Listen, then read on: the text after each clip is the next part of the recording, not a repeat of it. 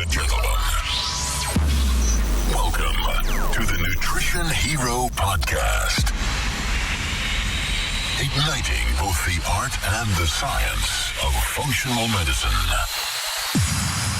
Here's your host, Dr. Brad Watts. Hello, ladies and gentlemen. Welcome to the Nutrition Hero Podcast. I'm Dr. Brad Watts. Thank you for joining me here on the program today. I am happy to be here as per usual, and today we're going to be talking about something called mast cell activation syndrome. Mast cell activation syndrome is something that's a relatively new diagnosis in the medical literature, which we'll get into here momentarily, and it's something that you're going to see as a diagnosis that patients are walking in with in your practice, right, more and more frequently as we go, because it's a way for the medical community to explain what they can't explain. So we're going to explain it here today. I'm going to show you some of the inner workings of it and what we can do as far as a functional approach, so that when you see it, you can head it off before it destroys your patients' lives and destroys their morale. Oof, it's a huge one. All right, before we get started, I want to say thank you to all of our subscribers. Thank you for those of you that have been hitting subscribe on YouTube, hitting thumbs up on YouTube. We appreciate that. Giving us those 5-star reviews on iTunes. You guys, that's amazing. Thank you. We appreciate it. And for all of you new subscribers out there, man, happy to have you along for the journey here. So we're like over 80 episodes in at this point. And I gotta say, I didn't know that I had 80 episodes in me. But to all of you that are listening to this that have been on the podcast, all of our Nutrition Hero family and friends at this point, thank you for participating as well. It's been real fun to pull quality knowledge out of you. It's been fun. And so things are on the up and up here at Nutrition Hero Podcast, and I just wanted to say thank you to all of you. So, all right, let's talk mast cells then. What are we talking about? We're talking about an immune system cell called a mast cell that you will know from back in your Wayback Machine, right? Your memory. You're going to think about this, and you're going to say mast cells. Oh, yes. These are the ones that are responsible for histamine and prostaglandins and all the other stuff. These are the ones that get angry, that tell your immune system that there's a problem, right? Mast cells, you can think of them as like a first line of defense. Okay, so what's a mast cell? Here's a good example, right? You go out on a hot 96-degree day in the Midwest where I live, so it's humid, obviously. And you go out on a run on a 96-degree day, and you get home, and what are you going to do? Oh, I'm thirsty. I'm going to go pound a jug of milk, right? Grab that vitamin D whole milk, and we're going to make it happen. And you start pounding the milk, and all of a sudden your throat starts to get a little phlegmy, right? You get a little phlegmy. You start producing a little bit of inflammation. You start, sorry for the audio here, but hacking it up. And what are you doing? You're getting rid of the result of mast cells. Mast cells respond to a perceived threat and produce histamine. That histamine creates an inflammatory response, and then you're off to the races, right, with a localized inflammatory response, hopefully. Okay, so that's just an example of how that might work. But I say that because mast cells, you usually only pay attention to them when they affect your mucous membranes, your eyes, your nasal passages, your throat, that type of thing, your mouth, right? When mast cells, they're in every tissue of the body basically, but when they affect your bones and your nerves and your blood vessels, like you don't really care. You go, oh, my knee hurts today, right? But when it affects your nose, you get animated. Why? Because you don't want to be blowing and wiping your nose all day. Mast cells are a response to a perceived threat. Okay, inside of these mast cells, they have these little chemicals, like granules, like gravel, right? You break open a mast cell, and the gravel comes out, and the gravel tells the cells next door to get irritated and start producing whatever their inflammatory result is, mucus, etc. Okay, like for the mucous membranes, obviously you're going to produce mucus. So when we look at these chemicals in the body that are triggering mast cell activation, realize it's what the body perceives as a threat. Okay? So before we dig into the mechanics of all of this stuff, I want to look at the verbiage first. The verbiage is interesting because mast cell activation, so mast cells get triggered. Syndrome. What does syndrome mean? Syndrome means we don't have a solution for it in modern medicine. Okay? We don't have a solution for it in modern medicine. So you think about, fibromyalgia, diffuse muscle pain syndromes. Right? What do the patients end up doing? Going to see a psychiatrist or going to work on their mental emotional health. Why? Because medicine goes, I don't know, shrug your shoulders. Not a lot we can do except give you Lyrica, things that dope you up and numb you to the pain. Okay, but it's a syndrome, and in my opinion, from a functional perspective, syndromes most of the time are junk diagnoses. Most of the time. Right? So if it's a genetic syndrome, that's different than, a lifestyle-related syndrome. Okay, so think about mast cell activation syndrome here. Is it a junk diagnosis, or is it something that we can find to be useful in the long run? That's really the question that I want to answer today. So this diagnosis, again, started about 4 or 5 years ago here. 2016 is really when you're going to see it come out in the medical literature, apparently according to the researchers here. And you're not going to hear about it for a little while, right? It's going to take enough doctors recognizing and diagnosing this syndrome in order for the population to start to carry this diagnosis around. Interesting how that works in itself, but you're going to start to see these patients in your office in the next 6, 12 months. It's going to happen. It's going to happen. Mast cell activation syndrome is essentially people that have hypersensitivities to a lot of different things. Well, when I see that from a functional perspective, what am I going to do? I start looking at that as like a bucket, and a bucket of inflammation. As the bucket gets closer to being full, right, there's more opportunity for that water to spill out, for those symptoms to show up. But if the bucket's basically empty, right, I can take on a whole host of different assaults and not come up with a symptom at all. Okay, so like a bucket. Well, in this instance, genetically plus their lifestyle, so genetics plus lifestyle, that bucket is pretty stinking full. So something comes along like the tide that you're washing your clothes in, right, and that irritates your skin, and all of a sudden you got hives. Or you go to the grocery store and an old lady with blue hair walks by you, and her perfume is so strong, because she can't smell it, her perfume's so strong it almost puts you on the floor, right? Why? It triggers this mast cell reaction in your body. Okay? This is a common situation for people that are going to be walking around with the diagnosis of mast cell activation syndrome. Okay, what if it's not that? What if it's the air they breathe? The mold in the walls in their house? The mercury coming out of the fillings in their teeth? The chemicals, the organophosphates in the food that they're eating? Right? The mercury in the fish they're eating? The lead in the fish they're eating?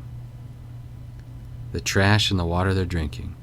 All of this compounds, right, to fill that bucket, and now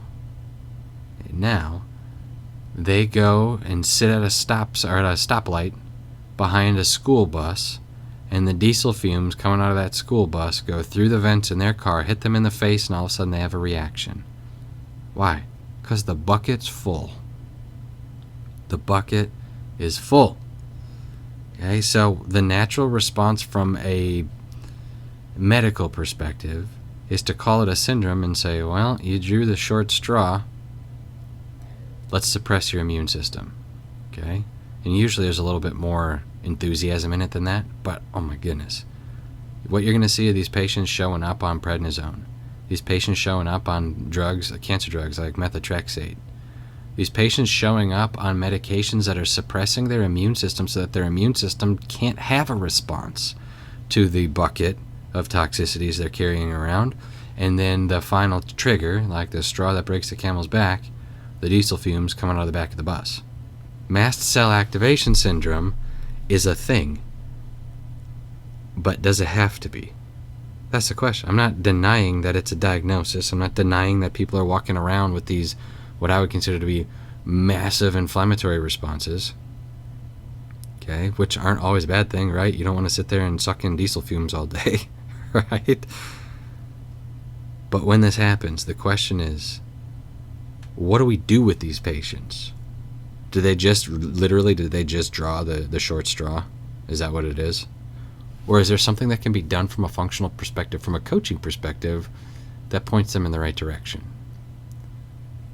Right? What if it's their lifestyle? You know the lifestyle situations. Their hormones, infections, the air they're breathing, like the mold, like I mentioned, coming out of the walls in their house because of the water damage. Right? What if their lifestyle actually impacts what's going on here? Just a question. I'm just asking a question, okay? Just asking.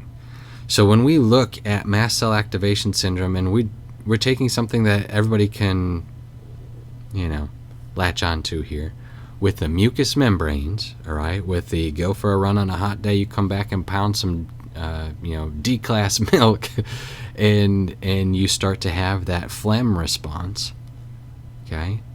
What if that happened to you all the time just because you live in the environment you live in? What if instead of inducing it, just being induced it? Right, what if we look at it otherwise, like eczema, rosacea? Right, what if you look at it as, the natural result of leaky gut syndrome? What if you look at it as decreased testosterone production? What if you look at it as now insulin resistance because your body is so loaded, that bucket is so full of inflammation that now, right, you creating ATP energy out of glucose and oxygen produces too much inflammation, right? Because you already got a ton of inflammation. Your brain's like, well, I don't want any more inflammation. Like I say often, right? Your brain makes the choice for you. I'd rather be, fat, tired, depressed, broke from a health perspective. I'd rather be that place than dead. Okay, so that's what your brain does. It adapts. It causes that adaptation response, insulin resistance. Okay, it's a thing. It's happening. So when you have all of these chronic symptoms showing up and you show up to the provider's office and the provider's like, well, you have diabetes. Okay. Great. Well, you have hypothyroidism. Okay. Great. Well, you have psoriasis. Okay. Great. Right? These diagnoses are contributing factors. Are they? Or are they the result of the contributing factors? I mean, you got to ask yourself right now, because you're either in one of two camps. You're either in the camp like, modern medicine, where you're obsessed with the pathology and you worship at the altar of disease, okay? Or you're the opposite, where you're obsessed with health and healing, right? And you're just going to get excited when you see a patient's ability to heal start to show up. Right? If you're going to spend attention on something, there's one thing in there that I would. And really, it's a left or right choice. Is the syndrome the cause of the patient's symptoms, or is the syndrome the result of the cause? You got to ask yourself. All right, got to ask yourself. So there are a couple of other things that I want to throw out here from a laboratory perspective. Okay. Mastocytosis, seeing tons of mast cells on a blood smear. Right? Is it a production issue? Is the production happening in response to the volume of inflammation you're carrying in that bucket? It's a good question. Right? Histamine responses. Are you genetically predisposed to not being able to handle histamine?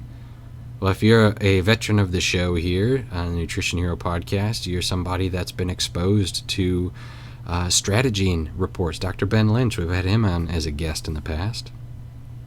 Dr. Ben Lynch talking about Stratagene and being able to see your histamine breakdown pathways. Are you genetically predisposed to not being able to handle histamine? Okay, well, if you are, then you should probably avoid histamine release, okay, like the plague, and that means handling that bucket of inflammation. Okay, so a couple of other things here. Interesting. Very interesting. What they've found in the medical literature and the research is that much of the process, right, in diagnosing mast cell activation syndrome is unreliable. unreliable, right? So you might have a ton of histamine. A ton. You might have a ton of prostaglandin just cruising around in your bloodstream, right? You might have a ton of it, but you might not have any symptoms, right? Because I'm telling you, it's not about the mast cell response, in my opinion. It's about the base that it's resting on, the rest of the inflammatory issues that you're controlling in your lifestyle. Think about that, right? It's not about the straw that breaks the camel's back. It's about all the other stuff on the camel's back, right? The camel should be able to handle the straw. Same situation here. All right, same situation here. So when we look at mast cell activation syndrome, you're going to have genetics plus lifestyle contributing to the condition. Obviously. When we look at dietary changes, what should I eat? Right? What should I eat, doctor, in order to control mast cell activation syndrome? Well, certainly you probably want to be addressing a low histamine diet. All right? That's cool. Okay, but that doesn't take into context, or that doesn't handle the issue of all of that mercury in your mouth. Right? Well, I eat a low histamine diet, doctor. Mast cell activation syndrome ain't going away. Okay, well, maybe it's because you haven't handled the mold that you're living in. Okay, see, this is where being a detective in a functional medicine perspective comes into play. Can you get it? Right? Can you see it?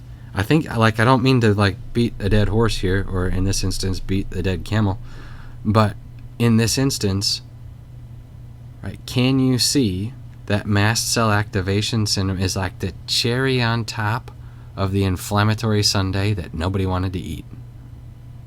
Can you see it? Yes, there are genetic triggers. Okay. Yep. Yes, there are things that you can do, though, all right, in order to handle the entire load that the camel's been carrying, in order to handle the water line in the bucket. All right? There are things you can do. So what are we going to do? What are we going to do? If we're talking mast cells, we're talking about a couple of different exit strategies. So you have the intracellular mast cell strategy, we have the extracellular, and then we have also the urinary removal of what I would consider to be histamines. Okay? Histamines. So what do? Well, one, you drink water. Right now, I just triggered every single person that has mast cell activation syndrome that's listening to this. Just triggered it. Why did I trigger them? Right? Because in their head, they're still looking for a single nutrient, single approach, or a silver bullet, and I just said drink water like it was that simple. Okay? Pump the brakes. Drink water. Why?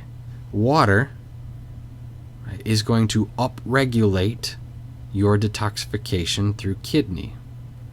Right? So you upregulate your kidney's detoxification work, and what you're doing is you're increasing your body's ability to get rid of histamine at all. Period. You gotta drink water. I have not seen an overly sensitive patient yet that drinks the amount of clean water they're supposed to. I haven't seen it. If you line this up and you look at it as, again, the straw that breaks the camel's back, or the cherry on top, all right, that is the cherry on top of the sundae nobody wants to eat. They're coming into you because of the cherry, because of the straw on the camel's back. They're coming to you because of that problem, right? Are you disciplined enough as a functional medicine provider to make certain you don't fall in love with the straw, the last straw on the camel's back? Are you disciplined enough? Can you identify that camel is also carrying a ton of garbage they shouldn't be? Okay? So you have to think about it in these terms. Otherwise, you're going to get sucked into the syndrome, right? And then all of a sudden, you're treating the symptoms based off of the syndrome. And they might as well just go to their medical provider for that, right? Because prednisone is ultimately going to be way cheaper than spending money on you. Right? Same result. So in this instance, okay, water. You got to drink water. You have to upregulate your kidney's detoxification pathways. If that's not helping, get your strategy done. look to see if you have any genetic SNPs, single nucleotide polymorphisms, that are messing with your ability to detoxify. Right? Very rarely are you going to see something completely blocked. Like, very rarely am I going to see the traffic going into the north of Chicago on I-90 completely blocked. Right? Oftentimes, it's going to go from 4 lanes to 2 lanes. Why? There was an accident. Right? Traffic flow decreased. That's a genetic SNP. Very rarely is it broken. Often, it's been condensed. Decreased function. Okay? So, sometimes that's the case. And you're going to have to look. So if you're upregulating water intake, and again, your patient's like, oh, I drink water. How many times a day are you peeing? Are you peeing once an hour? You're not drinking enough water if you're not peeing once an hour. Okay? Very important. All right? That's one thing. Second thing, what's your body's ability to create bile look like? Okay, you've got 3 detox systems in the body, and if 2 of them are underperforming, you're left with your skin, and what do you think your skin's going to produce? Hives, right? Psoriasis, eczema, all the stuff. So let's go back to this. What's your body's ability to produce bile like? Everybody wants to do a liver detoxification, but nobody focuses on the ability to produce bile. Right? When's the last time you saw green pigment in your stool? These are questions I'm going to ask my patients, right? When's the last time I saw green pigment in my stool, doctor? What kind of question is that? Well, I'm wondering how much bile your body's actually creating.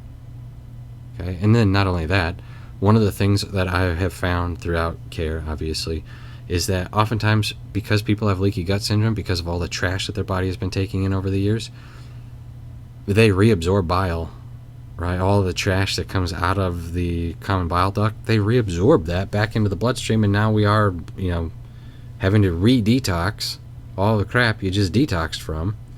And it's like mowing your lawn today and then having to do 90% of it again tomorrow and 90% of it again the next day.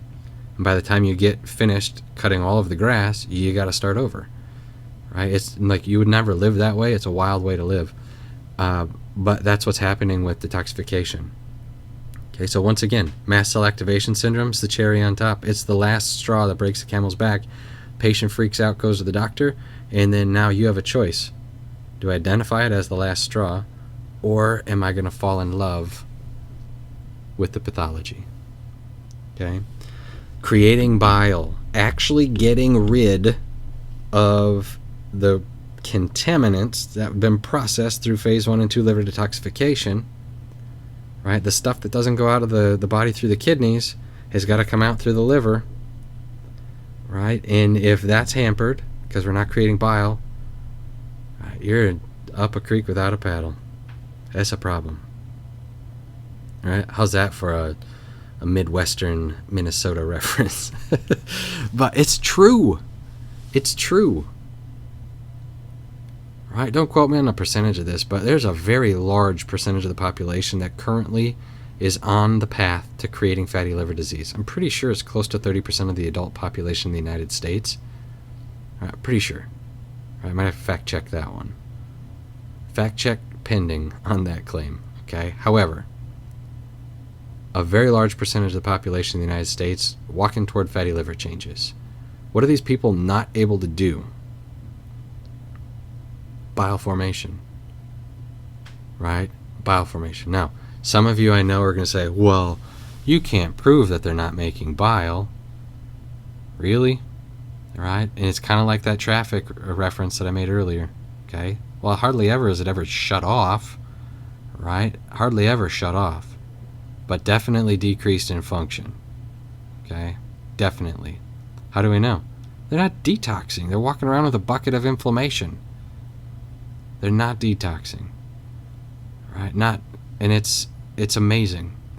Okay? It's almost like a majority of the patients you see in clinical practice are going to get better if you can do a couple of things well. 1, clean water. Drink a lot of it.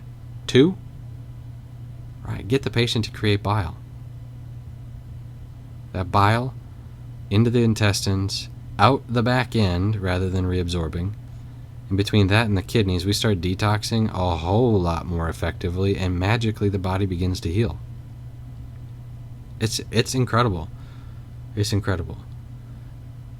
So, we have this mast cell activation syndrome here. What happens to mast cells when the level of inflammation behind the mast cell begins to go down? Your body stops needing to create so many mast cells. So that mast cell cytosis begins to dissipate. You got to see this. And I hope you see this for what it is. I know I've used a lot of word pictures today, but when it's a new topic, you got to have something to relate to. Okay? Got to have something to relate to. By decreasing the patient's overall inflammatory load, specific nutrition, specific lifestyle programming, customizing a lifestyle that's compatible with health and healing, this patient will begin to reverse the effects of the syndrome they've been diagnosed with. See it for what it is. See it for what it is.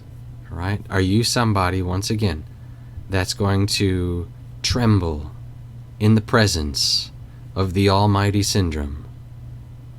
Right? Or are you somebody that looks at it and says, yeah, but what if? What if? What if we do this? What if we tweak this? What if we change how the body is detoxifying from the environment it's living in? And what if we change the environment?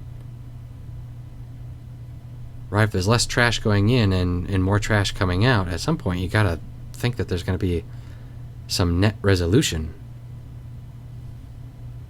Right? I'm telling you, see it for what it is. All right? Same thing when we talk about like POTS syndrome, POTS.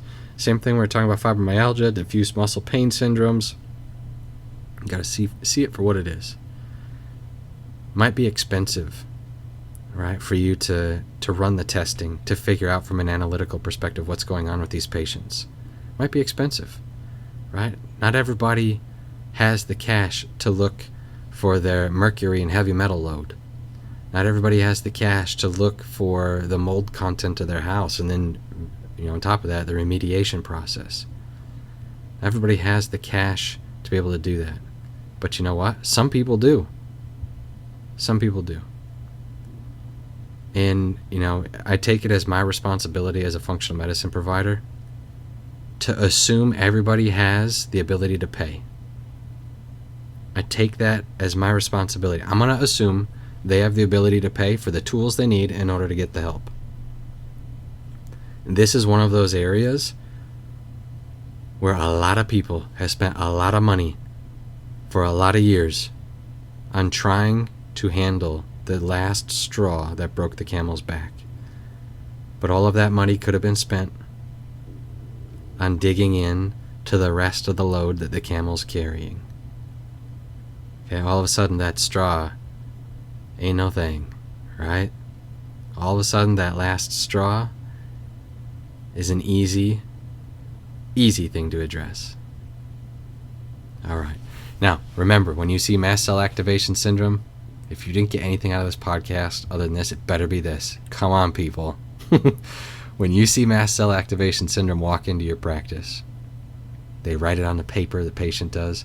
I have mast cell activation syndrome, like it's something they've been stricken with, and it's their cross to bear for the rest of their life. Smile. Relax. Look for the other details, the inflammatory platform that mast cell activation syndrome has been placed on. Look. See it as the straw that broke the camel's back. And you should get excited because you have the ability through functional medicine and the array of testing, right? Your art, you have the ability to assess what in the world is going on with her ability to process inflammation, with his ability to process the inflammatory buildup. Right? You can do it. All right. Thank you guys for listening to this quick episode of the Nutrition Hero Podcast today. See you next time. Blessings as always.